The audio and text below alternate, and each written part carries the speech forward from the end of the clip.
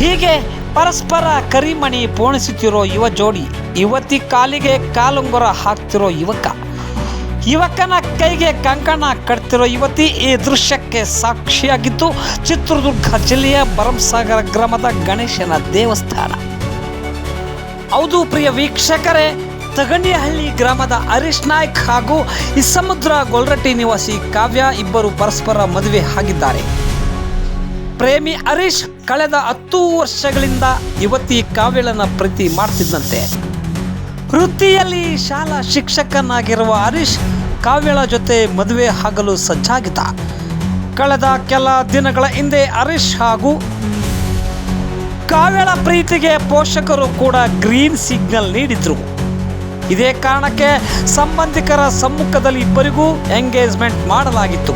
ಆದರೆ ಅದೇನಾಯ್ತೋ ಗೊತ್ತಿಲ್ಲ, ಏಕಾಏಕಿ ಯುವಕ ಹರೀಶ್ ಮದುವೆ ಆಗಲ್ಲ ಅಂತ ಉಲ್ಟಾ ಹೊಡೆದಿದ್ದ. ಈ ಹಿಂದೆ ಪ್ರೀತಿ ಹೆಸರಲ್ಲಿ ನಂಬಿಸಿ ಮೋಸ ಮಾಡ್ತಿದ್ದಾನೆ ಅಂತ ಭರಮಸಾಗರ ಠಾಣಾ ಮೆಟ್ಟಿಲು ಹತ್ತಿದಳು ಕಾವ್ಯ. ಆದರೆ ರಾಜಿ ಪಂಚಾಯಿತಿ ಮೂಲಕ ಮದುವೆಗೆ ಹರೀಶ್ ಒಪ್ಪಿಗೆ ನೀಡಿದ. ಆದರೆ ಮತ್ತೆ ಕೈಕೊಟ್ಟು ಬೇರೊಬ್ಬ ಯುವತಿ ಜೊತೆ ಹರೀಶ್ ಮದುವೆ ಆಗಲು ರೆಡಿಯಾಗಿದ್ದ.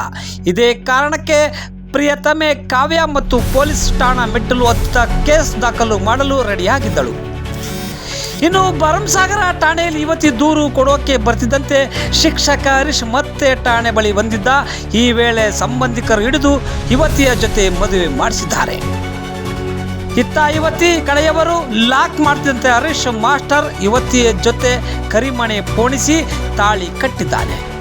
ಕಾಲುಂಗುರ ಹಾಕಿ ಹಣೆಗೆ ಕುಂಕುಮ ಇಟ್ಟು ಒರೆಸಿದ್ದ ಕಾವ್ಯ ಸಂಬಂಧಿಕರಲ್ಲಿ ಸಂತಸ ಮನೆ ಮಾಡಿದೆ. ಆದರೆ ಈ ಮದುವೆ ರಿಜಿಸ್ಟರ್ ಮಾಡಿಸಲು ದಾಖಲೆಗಳು ಎಂಬ ಕಾರಣಕ್ಕೆ ಖ್ಯಾತೆ ತೆಗೆದಿದ್ದಾನೆ. ಇದರಿಂದ ಹುಡುಗಿ ಪೋಷಕರು ಗರಂ ಸಹ ಆಗಿದ್ದಾರೆ. ಒಟ್ಟಾರೆ ಪ್ರೀತಿ ಹೆಸರಿನಲ್ಲಿ ಯುವತಿಗೆ ನಂಬಿಸಿ ಮೋಸ ಮಾಡಿ ಎಸ್ಕೇಪ್ ಆಗಬೇಕು ಅಂತಿದ್ದ ಯುವಕ ಇದೀಗ ಅದೇ ಯುವತಿಗೆ ತಾಳಿ ಕಟ್ಟಿ ಕರಿಮಣಿ ಮಾಲೀಕನಾಗಿದ್ದು ಮಾತ್ರ ಅಚ್ಚರಿಗೆ ಕಾರಣವಾಗಿದೆ.